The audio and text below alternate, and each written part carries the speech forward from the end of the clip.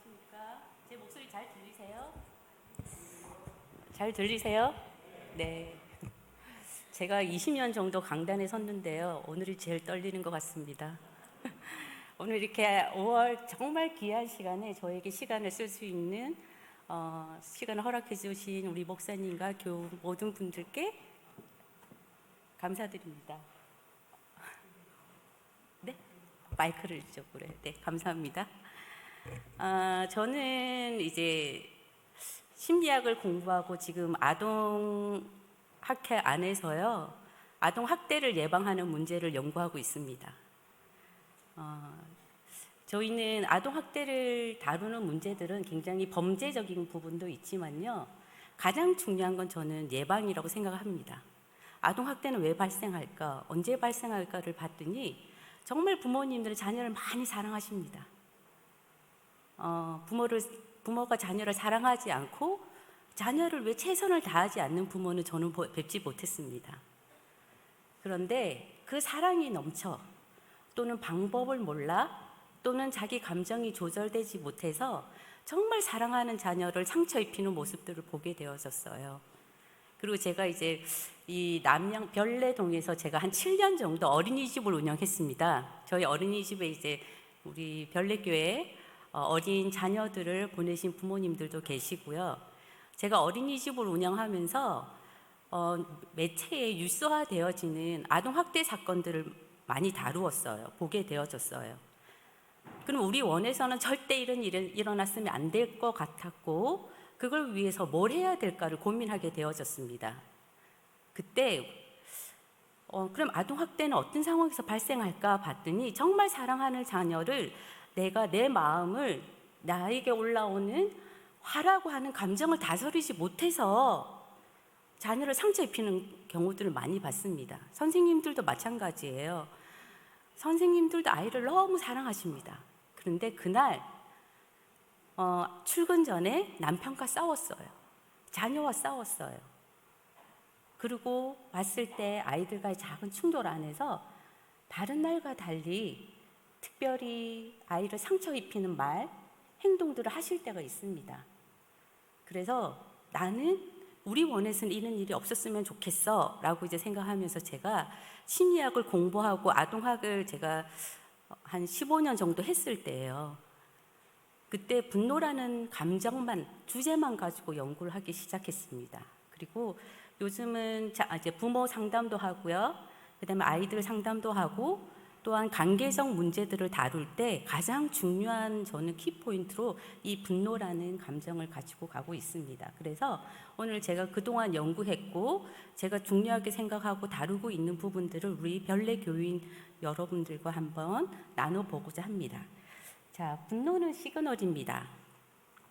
분노라는 게요, 저는 어릴 때부터 저도 모태신앙이다 보니까 교회 안에서는 언제나 참아라, 용서해라. 그런데 참지 못할 때가 있더라고요. 용서 못할 때가 있더라고요. 근데 화를 내면 제가 나쁜 사람인 것 같았어요.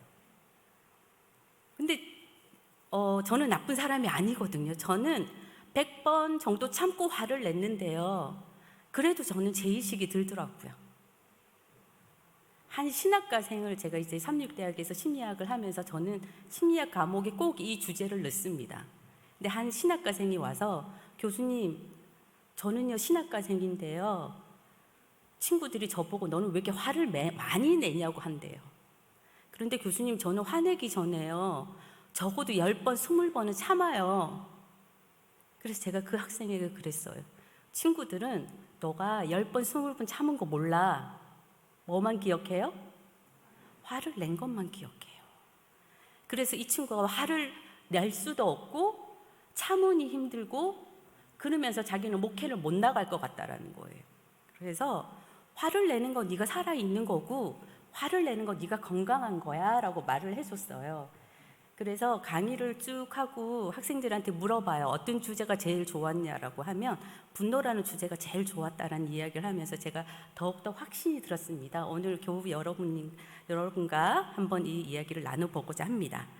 자, 분노는 시그널입니다. 코로나 기간이 지나고 나서요, 온 세계는 혐오 범죄로 떠들썩합니다. 그런데 이 혐오 범죄의 대상을 보면요, 아시아인의 여성의 연령이 높으신 분들입니다. 건장한 남자를 대상으로, 동양인 남자를 대상으로 혐오 범죄를 저지르진 않았어요. 자, 그러면 저희가 오늘 보기 전에요, 정말 우리는 성경에서 화내지 말라고 했을까? 제가 찾아보니까요, 에베소서 4장 26절에 화를 내어도 죄를 짓지 말며 해가 지도록 품을 품지 말고 라고 말씀을 하시더라고요. 화를 내는 되는데요, 화는 낼 수 있어요. 근데 뭐 하지 말라? 죄는 짓지 말라는 겁니다. 그리고 화남을 너무 오래 가지고 가지 말라. 그런데 나 화를 안 내고 싶고요, 풀고 싶은데 방법을 모르겠어요. 방법을 몰라서 우리 계속 가지고 가잖아요. 자, 그러면 정말 성경에는 분노 조절 장애를 가진 사람이 없었을까요? 성경에 분노 조절 장애로 최초로 죄를 지은 사람이 있습니다. 세상 최초로 분노 조절 장애로 죄를 지은 사람이 누구일까요? 네, 가인입니다. 가인이 왜 화가 났을까요? 하나님이 동생의 제사만 받아주고 자기의 제사를 받지 않은 겁니다. 그러면 가인은 누구에게 화가 났을까요? 하나님께 화가 났어요. 근데 누구에게 화풀이를 했어요? 동생한테 화풀이를 했어요. 왜일까요? 이게 굉장히 중요한 분노의 특징입니다. 분노는 한 4가지 특징이 있어요. 첫 번째, 분노 자체는 선악이 없습니다. 분노 감정 자체는 선하지도 악하지도 않습니다. 그냥 감정입니다. 정서입니다. 그런데 이거를 어떻게 표출하느냐에 따라서 문제가 될 수 있습니다. 내가 마음이 속상해, 나한테 그렇게 하지 마 라고 이야기하면 선합니다. 네가 어떻게 나한테 그럴 수 있어? 남을 비판하면 그거는 악합니다. 가인은 동생에게 너 때문에 하나님이 내 제사는 안 받은 거야. 동생을 비난하죠. 하나님을 비난합니다. 이 감정이라는 건요, 생후 2개월에 생깁니다. 갓난쟁이를 낳아놓고 다 이제 양육해 보셨을 텐데요. 배가 조금만 고프면요, 죽으라고 웁니다. 엄마 사정을 안 봐주죠. 엄마가 지금 화장실이 급해도 애는 죽으라고 웁니다. 기저귀만 조금만 젖어도 어때요? 세상이 떠나가도록 울어요. 이게 분노 표현이에요. 어린 태어난 신생아조차도 자기가 힘들면 힘들다고 이야기합니다. 분노라는 감정은 생후 2개월에 생깁니다. 근데 여기서 중요한 게, 분노는요, 관계적 갈등에서 경험하는 부정적 감정입니다. 나 이제 회사 그만 다닐래요. 사표 내야 할 것 같아요 하는 사람들에게 일이 힘드십니까? 관계가 힘드십니까? 라고 하면 모두 다 뭐가 힘들대요? 그 김 부장이 그 마이사만 안 봐도 살 것 같아. 저희 신랑이 맞습니다. 그래서 여기 마이사입니다. 자, 마이사만 안 봐도 내가 살 것 같아. 그래서 직장 그만둡니다. 이때 일어났던 감정은 분노예요. 분노는 개인 일가상에서 나타나지 않습니다. 그리고 가장 중요한 게, 분노는 위에서 아래로 흐릅니다. 아까 가인이 누구에게 화가 났죠? 하나님께 화가 났는데요, 하나님한테 가서 하나님 왜 제 제사는 안 받아줍니까? 제가 1년 내내 농사 져서 하나님 앞에 딱 바치려고 제일 좋은 걸 준비했는데 하나님 왜 안 받으세요? 따질 수 있었을까요? 그 용기는 없었을 거예요. 그래서 누구에게 화를 냈어요? 동생에게. 너 때문이야. 그래서 동생에게 자기의 힘을 가시합니다. 자, 어머니들 여기 이제 물론 다 어머니들도 계시고 아버님들도 계신데, 남편하고 싸우고 나면요, 그 화가 어디로 갑니까? 누구에게 가든가요? 시어머니에게 가시든가요? 남편을 키워준 시어머니에게 화가 가시든가요? 누구에게 가나요? 남편을 똑같이 닮은 그 자녀에게 갑니다. 그리고요, 상사가 부하 직원에게 가고요, 교사가 학생에게 가고요. 이거는 분노는 위에서 아래로 흐릅니다. 그리고 강한 데서 약한 데로 갑니다. 똑같은 또래 집단에서도 힘이 센 애가 힘이 약한 아이를 대상으로 표출해냅니다. 이게 분노가 가진 특성이에요. 그래서 내가 힘이 없는데요, 내가 힘이 없는데 용기를 내서 분노를 표출했다. 그건 대단한 용기입니다. 우리가 일제시대로 돌아가서요, 우리 민족은 힘이 없잖아요. 그런데 독립운동을 했대요. 그게 대단한 거예요. 힘이 없는 사람이 강한 사람을 대상으로. 그거는 용기입니다. 그런데 힘 있는 사람이 내 기분이 나빠? 아래 사람을 대상으로, 또는 내가 사회에서 가진 권력으로 나보다 권력이 약한 사람에게 나의 부정적 감정을 표출한다면 그거는 폭력이 될 수 있는 분노 표출입니다. 그래서 저는 이제 분노를 연구하면서 오늘 이 시간에 분노는 저희가 감정의 분노와 정서의 분노로 조금 나누어 봐야 합니다. 분노의 이제 기본 정서 안에도 분노가 들어가고요, 6가지 보편적 정서에도 분노가 들어갑니다. 그런데 둘이가 조금 달라요. 뭐냐면 감정의 분노는 일시적인 겁니다. 그리고 내가 조절할 수 있는 거예요. 어떤 거냐면 어린이집에 있다 보면 아이들이 늦게 오는 아이가 있어요. 그래서 오늘 왜 이렇게 늦으셨어요? 하면은 원장님 누구가요? 아침에 옷을 입는데요, 치마 입겠다, 바지 입겠다, 뭐 입겠다 12번도 더 바꿨대요. 그래서 아이랑 싸우다가 지쳐서 화가 난 상태로 아이를 질질 끌고 오십니다. 자, 이때 한 거는 감정의 분노예요. 그래서 제가 말씀드리죠. 어머니, 그게 유달나게 얘가 유별나서 그런 게 아니고요. 어머니, 얘가 성장하고 있어요. 자기가 뭐 하고 싶어요? 내 마음대로 하고 싶어. 다른 말로 내가 스스로 선택할 수 있다라는 능력을 가지고 이제 생기기 시작한 겁니다. 그러니까 이 아이 그걸 못하게 하면 안 돼요. 그래서 제가 그러죠. 어머니, 얘 지금 성장하고 있어요. 그러니까 잘 자기가 원하는 걸 선택할 수 있도록 연습시켜야 돼요. 그러니까 아침에 하니까 시간 없으니까 언제 하라고 제가 시키냐면 저녁에 하세요. 옷, 치마, 바지, 원피스 다 꺼내놓고 하나만 선택하시지 마시고요, 3개를 선택하세요. 그래요. 다음날 아침에 뭐만 꺼내놓고 선택을 해요? 어제 너 3개 선택했잖아, 정했잖아. 이 중에서 오늘 뭘 입을까? 3개 중에 하나만 선택하는 거야. 그러고 오면 화가 가라앉습니다. 이거는 일시적인 거고요, 조절 가능한 거고요. 이때 느끼는 화는 감정입니다. 근데 정서의 감정은 조금 달라요. 정서의 감정은 기억이 영향을 미칩니다. 나의 기억이. 한 어머니를 상담을 하는데요, 한 어머니가 집에 잘 안 들어가요. 아이를 데리고 계속 밖에 있어요. 그런데 밖에서는 괜찮은데 집에만 들어가면 자기 딸과 계속 갈등이 발생하는 거예요. 그래서 딸이 문제가 있다라고 하면서 상담을 받게 되어졌어요. 근데 상담을 하는 과정에 밝혀진 게 뭐냐면요, 이 엄마의 어릴 적 기억이 문제였어요. 이 엄마가 아주 어릴 때 친정 어머니가 아마 20살 정도에 이 엄마를 출산하시고 양육한 것 같아요. 근데 초등학교가 가기 전에 엄마가 노는 재미를 붙이신 거예요. 그러니까 저녁만 차려주고 나면 엄마가 밥 먹어? 하고 친구랑 놀러 나가셔서 새벽에 들어오셨대요.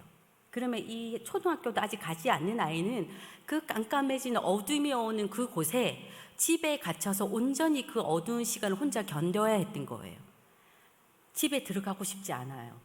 그런데 결혼을 해서 자녀를 낳기 전까지는 자기한테 그런 문제가 있다는 거 몰랐어요. 왜냐하면 학교를 다니면서는 이제 중학교 가고 고등학교 가니 집에 들어가는 시간이 이미 늦은 시간에 들어가요. 직장에 다닐 때 당연히 늦은 시간에 들어갔어요. 근데 자녀를 낳고 나서 보니까 자녀랑 자기랑 집에 있는 거예요. 그리고 자기는 엄마한테 잘 보이려고 최선을 다했대요. 혹시 엄마가 자기 버리고 갈까봐 혼자서 공부도 잘하고요. 혼자서 정리도 잘하고요. 엄마가 엄마한테 엄마 가지마 이 소리를 하고 싶은데 못했대요.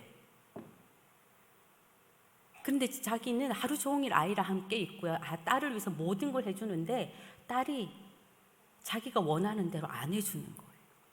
딸이 너무너무 미운 거예요. 이때 딸을 향한 분노의 감정은요, 정서의 분노예요. 엄마의 과거의 기억이 내가 경험하는 상황에 부정적 영향을 미칩니다.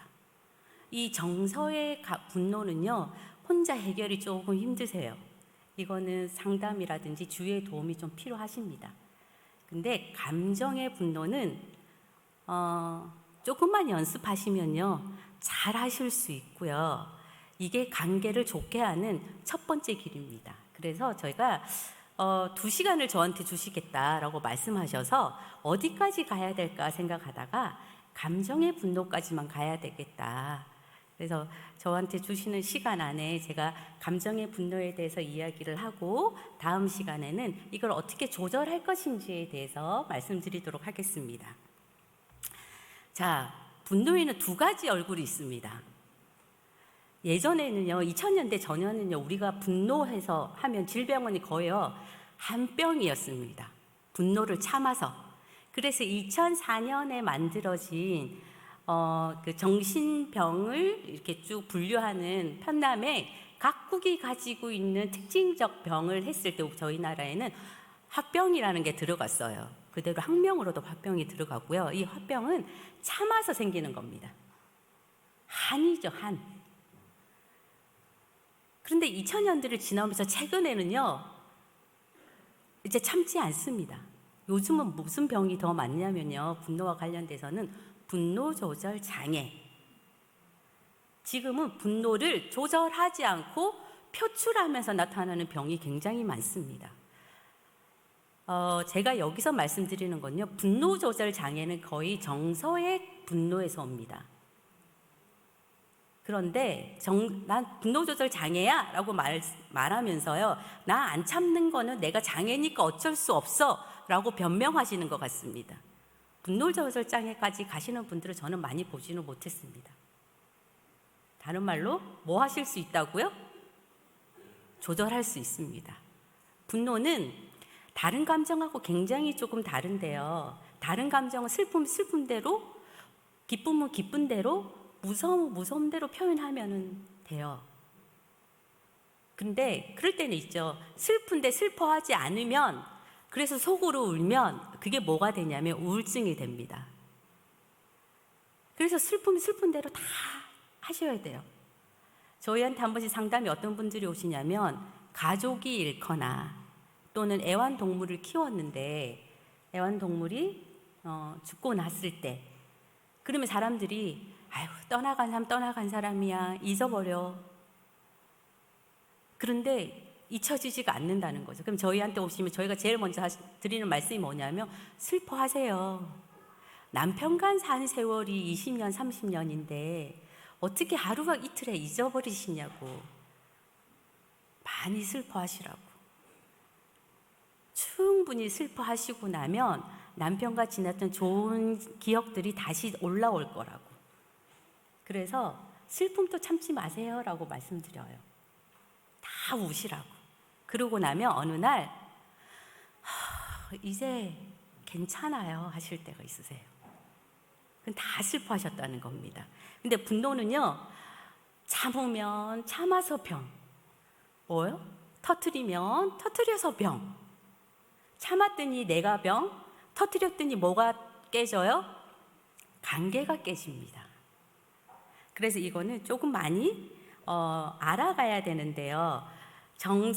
이제 그 감정의 분노는요, 상태와 감정으로 좀 나누어서 봐야 됩니다.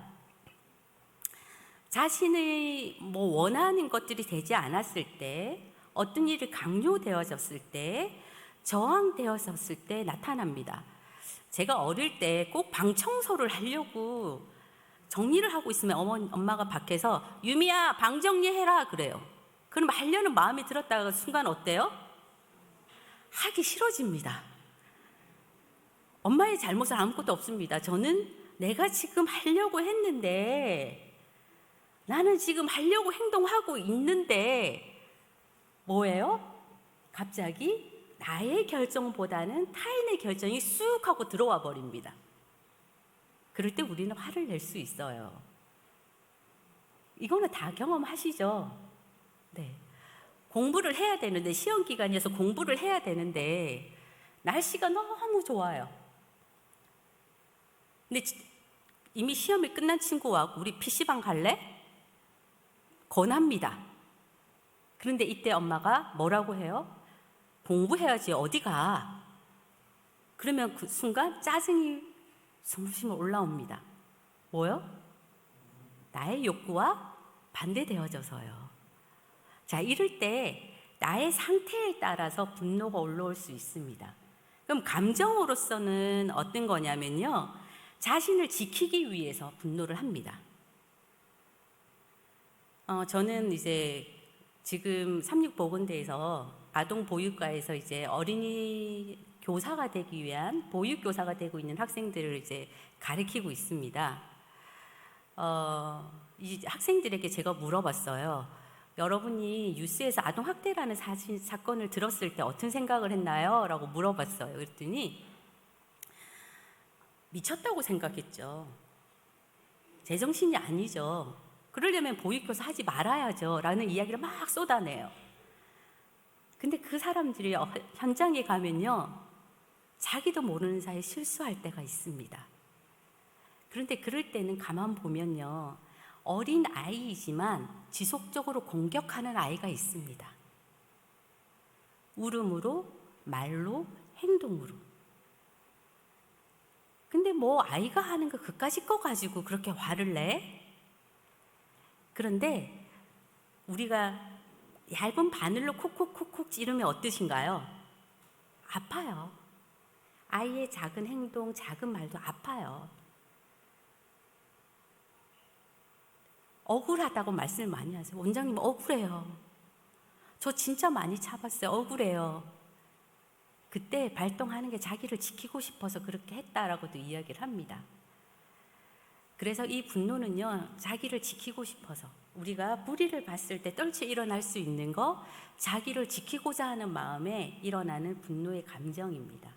그리고 선함과 악함이 없는 것이기 때문에 우리는 이거를 잘 다루면요, 문제 해결 능력이 발달합니다. 이 문제 해결 능력은요, 사람들과의 갈등 상황을 잘 조율할 수 있게 도와줍니다. 다른 감정은 그닥 영향을 사람들과의 갈등 문제를 일으키지 않고요, 갈등 상황에서 내가 조절해야 할 감정이 없습니다. 뭐만 잘 조절하면 되냐면 분노라는 감정만 조절하시면 됩니다. 자, 이런 분노라는 감정 안에요, 그러면 우리가 분노가 일어나는 대표적인 4가지 이제 유형이 있는데요. 첫 번째는 나의 경계를 침범당했을 때. 아이가 이제 사춘기가 되어지면 어머니랑 자녀들이랑 또는 아버지랑 자녀들이랑 많이 충돌이 있습니다. 예전에는 엄마가 하지 마 그러면 네 했는데, 사춘기가 들으면서 어떻게 해요? 엄마가 하지 마 그러면 사춘기 자녀가 뭐라고 할까요? 네 할까요? 다른 말이 바뀌어요. 왜요? 왜? 왜 안 되는데? 왜 엄마 말만 맞다라고 이야기하세요? 이때 엄마들은 주체할 수 없는 화가 올라오죠. 뭘 침해 당하셨나요? 부모와 자녀의 경계를 침해 당하셨습니다. 자, 두 번째, 공격받을 때. 이 공격은 아까도 이제 경계를 침해 당한 것도 있는데요. 신체적 공격이나 누군가가 갑자기 와서 제 머리를 반갑다고 탁 때려요. 뒤통수나 등을 탁 때렸는데 아파요. 그 사람은 반갑다고 했지만 저는 순간 욱하고 화가 나요. 자기가 예상하지 못한 순간에 공격이 들어온 거예요. 근데 뭐 이런 공격 워낙 다양하기 때문에 저희가 한 가지로 이야기할 수 없지만, 직장에서 또는 상사가 또는 부하 직원이 자기를 공격할 때 우리는 화가 납니다. 그리고 목표 획득이 방해받았을 때, 우리는 모든 사회에서 요즘 계획을 세웁니다. 목표를 세우고 있어요. 그런데 저는 이제 이비인후과 병원에서 이명 환자를 대상으로 제가 상담을 하고 있는데요. 이 이명 환자들의 특성이 있습니다. 이명이 뭔지 아시죠? 소리에서 삐 소리가 나는 건데, 이분들을 저희가 한 4년 정도 상담을 하다 보니까 특성이 있더라고요. 굉장히 착하십니다. 다 마음이 너무 여리세요. 그리고 완벽주의자들이 많으십니다. 그리고 예민하십니다. 이분들은요, 자기가 계획한 게, 그러니까 저희를 만나는 이명 환자분들은요, 잠을 자지 못하고요, 불안 장애를 호소하시고요, 자살까지도 생각하시는 분들이 있습니다. 그런 분들을 이제 저희가 만나는데, 이분들은 내가 어떠한 걸 딱 정했는데 그게 되지 않으면 굉장히 힘들어 하십니다. 그래서 제가 이제 한 어머니에게, 이 어머니는 아들에 대한 계획을 쫙 다 세워 놓으셨어요. 근데 그 아들이, 이제 제가 물어보니까 저는 중학생인 줄 알았어요. 중고등학생. 이 아들이 33살이에요. 아들이 33살이에요. 근데 아들 때문에 아들이 이 엄마를 피해서요, 캐나다에 살던 아들이 엄마를 피해서 한국으로 직장을 구해서 나왔는데, 이 엄마가 또 한국으로 따라 나왔어요. 이 아들이랑 붙어서 매일 싸워요. 그래서 교수님, 제가 죽든지 둘 중에 하나가 돼야 되겠대요. 근데 왜 그렇게 화가 나세요? 그랬더니 아침에 일어나서, 이 아들이 이제 어학연의 강사로 있는 것 같아요. 아침에 일어나서 운동을 가라는데 운동을 안 간대요. 몸무게가 지금 80kg가 넘었어요 라고 하더라고요. 그리고 저녁에 오면 책 좀 읽고 하면 좋겠는데 계속 게임을 한대요. 엄마는 아들을 위한 계획을 세워 놓으셨어요. 근데 그 계획을 아들이 하나도 안 따라주는 거예요. 목표를 획득을 매번 실패를 하다 보니 아들에 대한 분노가요, 이명을 오게 한 겁니다. 그래서 저희랑 이제 상담을 하고 이제 교육을 하시면서, 선생님, 33살 아들이 그렇게 하는 거 정상이죠? 제가 아들이 직장 안 가나요? 물어봤더니 아침에 일어나서 직장 간대요. 그러면 혹시 아들이 어디 아픈가요? 아프진 않대요. 그러면 사회생활을 안 하나요? 사람들을 안 만나나요? 친구들은 많대요. 그러면 이 아들은 정상이에요? 문제가 있어요? 정상이에요. 정상인 아들을 가지고 내가 정해놓은 목표치에 도달하지 못함으로 이 엄마는 분노가 혼자서 막 끓는 거죠. 그래서 제가 뭐라고 했냐면, 선생님, 아드님은 정상이에요. 33살 아들 따라다니는 선생님이 문제가 있어요. 제가 문제가 있어요? 네. 그런데 이분의 분노도 뿌리가 아주 깊이 30년 전에 그 뿌리로부터 온 거여서 저희가 상담을 하고, 나중에 다 마치고 아들과 여행을 다녀오셨어요. 그리고 저 이제 자살 안 해요. 우리 아들이 참 멋있는 아들이더라고요. 그래서 제가 그분을 통해서 그날 제가 지금도 그분을 생각하면 뒷머리에 저리저리하게 전기가 와요. 왜냐하면 그분의 첫 모습과 마지막 모습이 기억이 나서, 이렇게 내가 정한 나의 목표든 또는 내가 누군가를 위해 세워놓은 목표든 목표가 달성되지 못했을 때 우리는 분노가 일어납니다. 그리고 자존심이 상했을 때,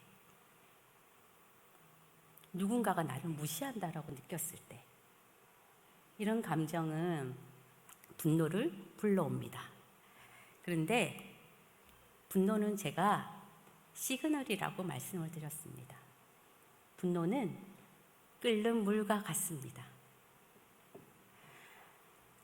불 위에다가 물을 올려놓으면요, 90도까지는 물이 엄청 뜨거워도 끓지 않죠. 몇 도가 돼야 끓어오르나요? 물이 몇 도가 돼야 그렇죠? 네, 100도가 돼야 끓습니다. 우리의 마음은 끓는 물과 같습니다. 아이가 제가 엄마가 되고 나니 예전에 저희 교수님이 저희한테 결혼 안 하고 애 안 놓고 니네 부모 교육하러 다니면 내가 도시락 싸고 니네들 말릴 거야 라고 이야기하시더라고요. 그때 교수님 저렇게까지 말씀하시지? 뭐 내가 좋은 이론을 배워서 하면 되지라고 했는데 제가 엄마가 돼 보니까요, 왜 교수님이 그렇게 했는지 말씀하셨는지 알겠더라고요. 아이를 키우는 가정은요, 찬물과 냉탕과 온탕을 계속 왔다 갔다 합니다. 그런데 이때 물이 끓었다가 또 식고 끓었다가 식고 하는데요, 제가 저희 아이들은 어릴 때부터 제가 쭉 교육하다 보니까 그렇게까지 못 느꼈는데 어린이집을 하면서 제가 이런 상황들을 많이 막다트리게 되어졌습니다. 이제 3살 아이들, 4살만 되어져도 저희 이제 어린이집에 오는 아이들이 저희가 맨 처음에 아이들이 오면요, 기다리기 연습부터 시킵니다. 기다리기. 맨 처음에 출석을 부를 때요, 그냥 이름을 부르지 않고요, 10명을 쭉 앉혀놓고 이제 그 이제 1세 3살 된 아이들을 이제 투단임 반으로 해서 10명이 이제 한 교실에 있는데 10명을 쭉 앉혀놓고요, 이름을 부를 때마다 선생님들이 뻥튀기를 하나 줍니다. 다 기다리면 뻥튀기 2개 줄 거야. 그럼 애들이 맨 처음에 못 기다리고 먹는 애가 있어요. 근데 선생님은 기다리는 아이에게 하나 더 줍니다. 안 기다리는 애는 안 줘요. 그리고 꼭 이야기해요. 다음 시간에 내일 기다리면 2개 줄게. 기다리기 연습을 시켜요. 이 기다리는 연습은요, 끓는 물을 다시 100도로 올려는 게 아니라 내리는 하나의 요소입니다. 그래서 대부분 아이들이요, 한 4월 정도 되어지면 그렇게 심하게 우는 아이도, 떼쓰는 아이도 없습니다. 근데 4월이 넘어서까지도 울고 불고 하는 아이들이 있어요. 그런 아이들은 사실 교사가 보기에 굉장히 힘듭니다. 왜냐하면 교사는 그 아이 말고도 맡은 아이들이 있잖아요. 아이마다 다 해야 되는데 유달리 교사를 힘들게 하는 이제 아이가 있으면, 이제 제가 운영하는 반 이름이 뜬구름 반입니다. 저는 반을 안 맡는 대신에 선생님들이 이야기하세요. 원장님 오늘 뜬구름 반 열려요? 물어봐요. 근데 제가 힘든 날은 안 열립니다. 아니 오늘 안 열려. 그런데 제가 마음이 괜찮은 날은 오늘 열렸어요 라고 해요. 그러면 그날부터 시작해서 와가지고 징징징징 친구들 장난감 다 뺏고 떼쓰고 막 이런 아이들이 있어요. 그러면 교사는 다룰 수가 없으니 제가 데리고 나옵니다. 그러면 이 아이가요, 죽으라고 울어요. 1시간도 울고 2시간도 울어요. 가만히 앞에 앉아 있습니다. 그럼 제가 속으로 무슨 생각을 하냐면, 그래, 아이니까 울지. 얘가 말을 잘할 수 있으면 울까요? 성인이라면 그렇게까지 울까요? 울지 않을 거예요. 아이니까 울지. 가만히 앉아 있어요. 그러면 선생님이 와서, 원장님 밖에 너무 우는 소리가 길게 나가요. 그럼 제가 그러죠. 때릴까? 때리면 빨리 끝나. 사탕 줄까? 아마 내일도 이를걸? 그럼 1시간도 앞에 있어요. 그러면 좀 울다가 아이가 그럼 제가 물어봐요. 다 울었어? 물어봐. 다시 울어요. 그럼 알았어. 조금 더 기다릴게.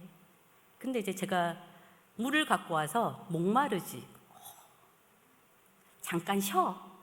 그럼 또 쉬어요. 울다가. 그러니까 물도 좀 먹여요. 너무 많이 울면 목말라. 물도 좀 먹여요. 그럼 물 먹는 동안 또 쉬어요. 다 울었어? 또 확 울어요. 그런데 처음 울 때보다 소리가 확 줄어들었어요. 조금 더 기다릴게. 근데 지도 지쳐요. 1시간 반 울면. 1시간 반 울면 지치죠. 그러면은 이제 그럼 저 이렇게 눈치를 이렇게 옆으로 저를 이렇게 봐요. 정면으로 못 봐요. 지도 잘못하고 있는 걸 알거든요. 자기도. 그럼 제가 이제 이야기할까? 원장님이 이야기할까? 그럼 가만히 있어요. 그럼 똑바로 좀 앉아봐. 왜냐하면 운다고 넘어지고 막 콧물 범벅을 하고 있어요. 그래서 제가 수건을 갖고 와서 싹 닦아내고 이야기를 합니다. 속상했어? 우니까 힘들지? 그래, 그런데 그렇게 안 울어도 돼. 그렇게 안 울어도 원장님 알아, 선생님 알아. 우니까 힘들잖아. 다음에는 조금만 울어. 울지 말라는 소리 안 합니다. 왜냐하면 걔는 우는 게 방법이니까. 조금만 울자. 그런데 친구 장난감 뺏으면 안 돼. 막 소리 지르면 친구들도 힘들어해. 작게 이야기하는 거야. 소리 지르면 안 돼. 아이에게 가르칩니다. 그리고 마지막에 저희 꼭 거치는 절차가 있습니다. 그러면 일어나서 선생님하고 친구한테 죄송해요, 친구들아 미안해 인사하고 들어가는 거야. 그 교실 문을 제가 꼭 똑똑똑 두드립니다. 선생님, 유미가 화가 다 이제 풀렸대요. 들어가도 돼요? 그럼 선생님, 네, 어서 오라고 하세요. 안에서 이야기를 해요. 그러면 똑똑 두드려가서 선생님 죄송합니다, 친구들아 미안해 하면은 꼭 거기에 괜찮아 라고 이야기해주는 친구가 있어요. 그러면 친구가 괜찮아 하면 거봐 유미야, 친구들이 너를 정말 사랑하는구나 하고 들어가요. 그런데 이때는 아이가 90도로 끓다가요 확 터졌을 땐 100도가 이미 되어졌을 때예요. 근데 교사가, 어머니가, 아버님이 아이를 다루면서 부글부글 끓어오르죠. 그 상태가 90도입니다. 그러다가 여기에 짜증, 분노에 불을 붙이는 말과 행동이 있습니다. 아이들이 잘못했을 때요, 홍군형을 내줘야지. 이번 기회에 버릇을 딱 꽂혀놔야 되겠어. 너 한번 해보자. 이런 말은 90도의 불을 가해서 100도로 끌어오르게 하는 겁니다. 우리의 마음의 물 안에는요, 90도일 때 짜증, 불안, 두려움 이런 것들이 막 있습니다. 그런데 여기에 내가 나 스스로에게 하는 말이 100도씨로 끌어오르게 합니다. 그래서 저희가 그런 문제를 다룰 때 제일 먼저 하는 게 뭐냐면 입을 다물어라. 내가 하는 말은 상대방도 듣지만 누가 들어요? 내가 듣습니다. 내 귀가 들어요. 내 귀가 들으면서 내가 하는 말에 물은 점점 끌어올라서 몇 도가 될까요? 100도씨로 치고 올라갑니다. 이때 아이 잘못은 없어요. 아이 잘못으로 100도까지 가지 않습니다. 누구의 말로 가요? 엄마가 아이에게 쏟아내는 그 말이 나의 분노를 100도까지 끌어올라서 넘치게 하는 겁니다. 그래서 내가 화가 난다? 입을 다물어라. 잠깐 분리되어라. 또는 이 문제는 지금 내가 당장 다룰 수 없는 것이니 잠깐 기다리자. 그래서 제가 아까 기다리는 연습을 저희 아이들에게 시키는 이유가 가장 중요한, 지금 당장 이 문제를 해결하지 못할 때 잠깐 기다리게 하는 겁니다. 자, 100도씨로 끓는 물 막 끌어올려고 할 때 99도에서 꺼주셔야 합니다. 분노는 시그널이다. 어떤 시그널이냐면요, 분노의 감정에는, 분노는 숨은 감정을 표현하는 대표 감정입니다. 아까도 제가 물 안에 뭐가 들어가 있다라고 말씀드렸죠? 물 안에 짜증, 불안이 들어가 있습니다. 두려움, 속상함, 그 다음에 짜증, 뭐 이런 것들이요, 부정적 감정들이 다 들어가 있어요. 그런데 그거를 표현이 되어지는 건 화로 표현되어지는 겁니다. 그래서 부부 사이든 자녀와 부모 사이든 직장 상사와의 사이든 내가 화가 터지는 순간의 주제들은요, 매번 다르지 않습니다. 거의 비슷합니다. 저희가 부부 싸움을 잘 안 하는데 하게 되어지면 폭발되어지는 주제가 있습니다. 그게 뭐냐면 서로 저희 큰아이가 아기 때 잠을 너무 안 잤어요. 다른 애들 22시간 잘 때 저희 아들은 9시간밖에 안 잤어요. 만약에 낮에 시어머니가 애를 업고 재웠으면 걔는 밤새 잠을 자지 않는 거예요. 그런데 얘가 잠을 자지 않아서 힘들었어 라는 이야기를요 하는데, 신랑이 저한테 그때 잠을 못 자서 나 너무 힘들었어 이야기하면 제가 폭발하는 겁니다. 왜냐하면 10시 반에 신랑이 이제 다음 날 출근하기 위해서 자러 들어가고 나서 저는 새벽 4시, 5시까지 이화에 온 밤을 새웠던 그 밤의 고통이 너무 컸는데, 그때 나는 이 남편을 깨우지 않았던 이유가 다음날 회사 가야 되니까 안 깨웠어요. 그런데 자기가 힘들었다고 이야기하니까 제가 거기에서는 조절이 안 되고 화가 터지는 거예요. 그래서 저희가 부부싸움을 몇 번 하다가 뭐라고 했냐면, 우리 그 이야기는 하지 말자.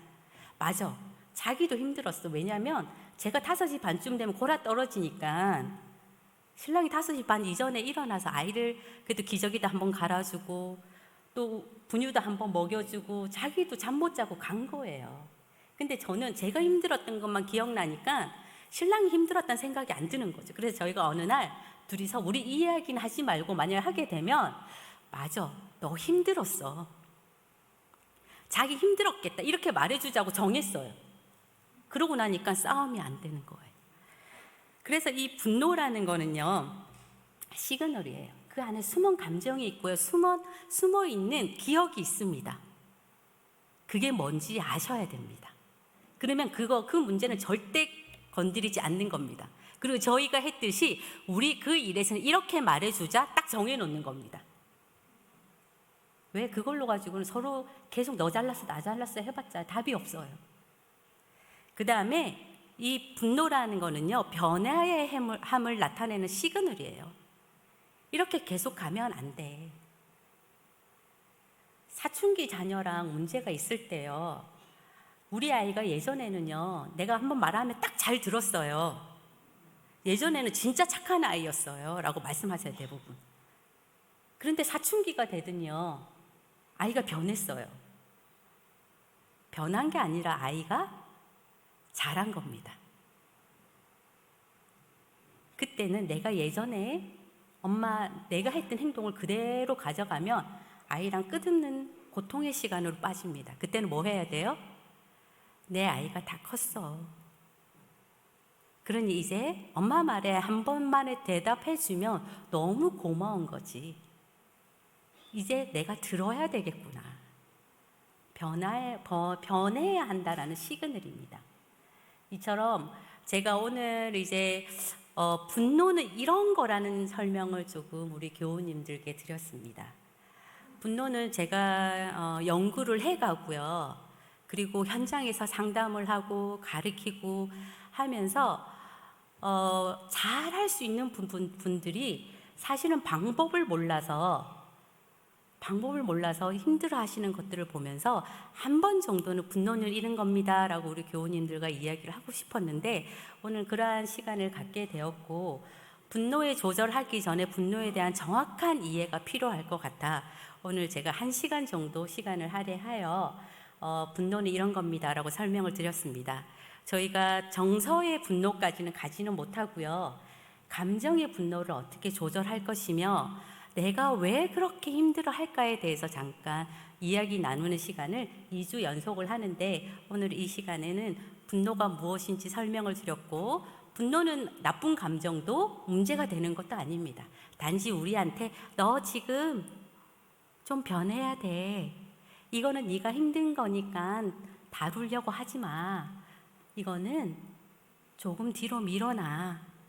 시간을 좀 줘. 라고 나에게 보내는 신호입니다.